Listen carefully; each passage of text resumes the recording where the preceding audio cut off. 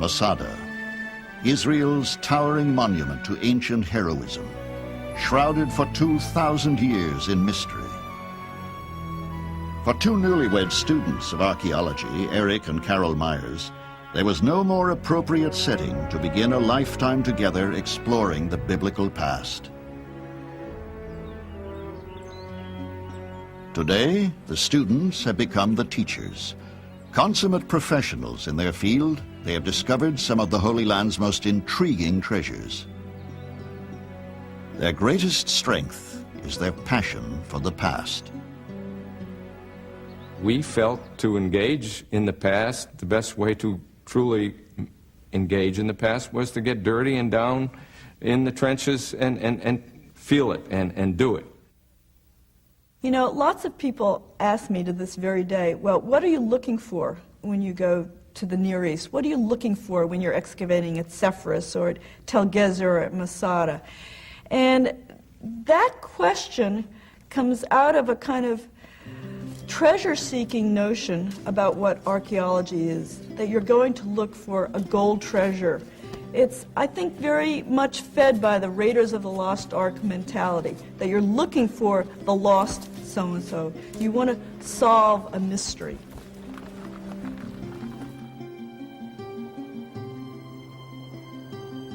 Ironically, the Meyers were to discover a treasure in an uncanny parallel to the exploits of Indiana Jones.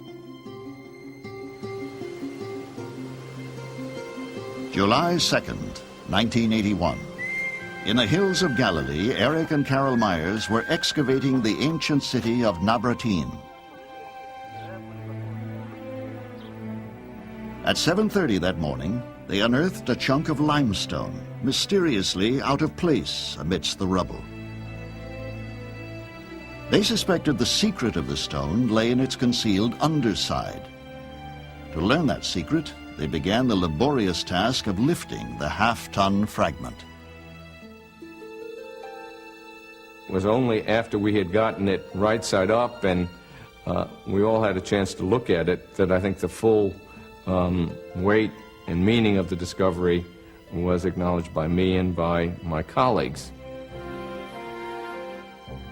What Eric and Carol Meyers resurrected from the ruins that morning would capture the imagination of millions. A fragment of an ancient ark, by far the oldest ever discovered, a cousin to its legendary predecessor, the mysterious and mystical Ark of the Covenant.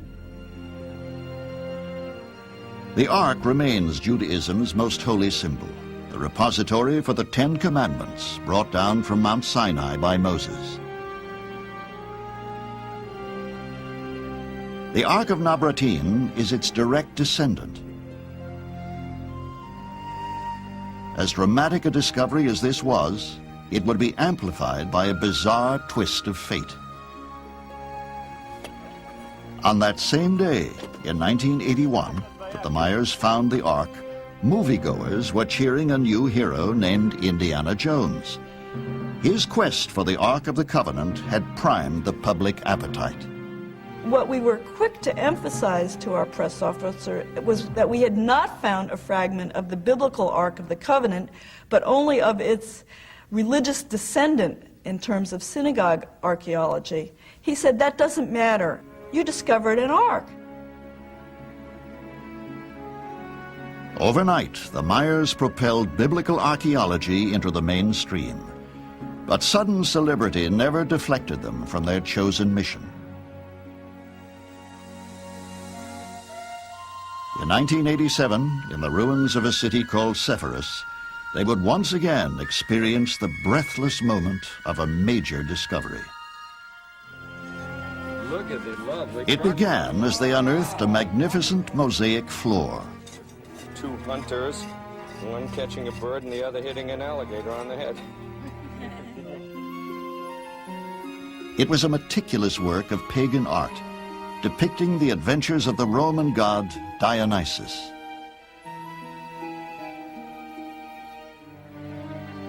Then, beneath the dust, they found the exquisite features of a woman of mesmerizing beauty, whose eyes had been blanketed by ancient rubble for 1,700 years. My first thought was, my goodness, what a face.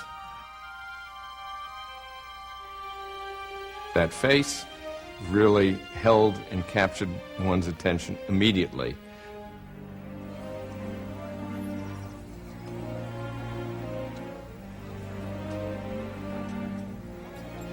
That stare and that look from her eyes really was riveting.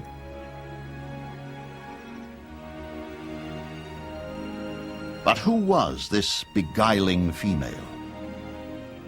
The identity of this woman is still a mystery. Maybe if she weren't so beautiful, we wouldn't be so interested in figuring out who she might be, who she might have been. No one's ever going to be able to tell us who was the model, who was the woman behind the picture. She is a mystery woman. Inspired by her timeless beauty and charm, the Meyers dubbed her the Mona Lisa of the Galilee.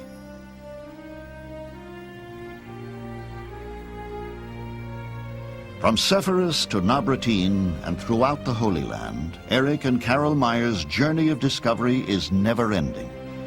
As archaeologists, they feel an intimate kinship with the soil they explore.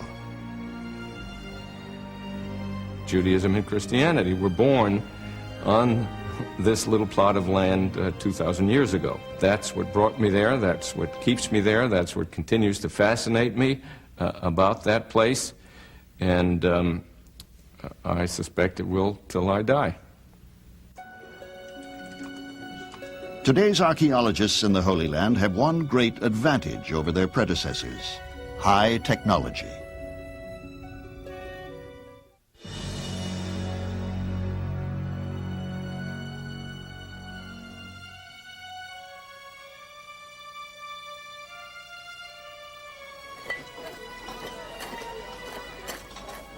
A spade in one hand, a Bible in the other. Such is the romantic notion of the biblical archaeologist. But it's a notion that belies the complexities of this unusual discipline. Today's biblical explorers come equipped with the most sophisticated tools of science. High technology allows them to answer the archaeologist's age-old challenge, where to dig. Until recently, such a determination could be made based solely on professional instinct. Now, ground-penetrating radar enables them to detect promising sites without ever striking spade to earth.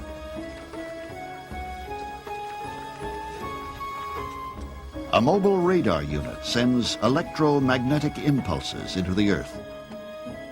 Bouncing back from obstructions, these impulses reveal underground anomalies, which are translated into images on a computer monitor. The radar can detect artifacts, buildings, even entire buried cities. It has enabled archaeologists to eliminate enormous amounts of random digging.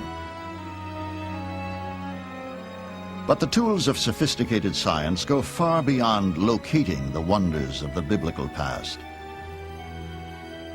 At DNA research facilities, archaeologists may soon be able to extract secrets even from the human remains of those who populated the world of the Bible.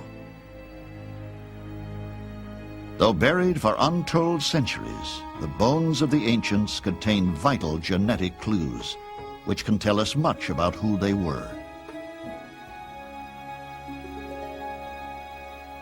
When I was a student, if anyone had described that kind of analysis, people would have laughed at them. Today, it's a tool that's gradually coming into use, an expensive and complicated tool, but one that in the end may prove enlightening. Without question, the most significant new tool of archaeologists is the computer. With it, they have begun to open fascinating new worlds of discovery. When I was a graduate student, we hadn't heard of computers yet, and we couldn't have imagined how computers would transform the field. Today, we can do things with computers that are stunning. In my day, when you excavated a building, you drew a flat plan of it. You might have an artist or an architect do a kind of three-dimensional reconstruction, but that was about all you can do. Today, we can use computers not only to reconstruct the building in all of its details, but we can manipulate the model in various ways so as to reveal things we never would have dreamed of knowing.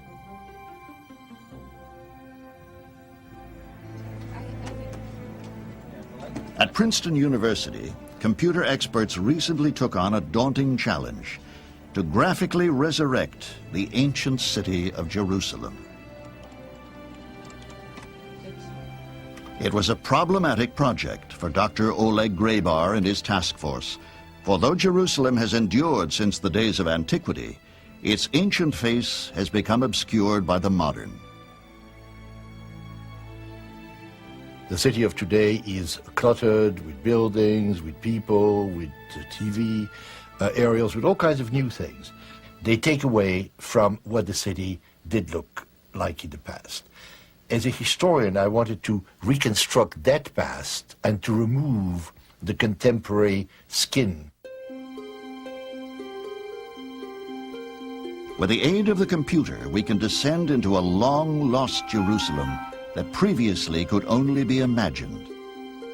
In this vivid recreation, we can walk in the very footsteps of patriarchs and prophets, kings and common men, and Jesus.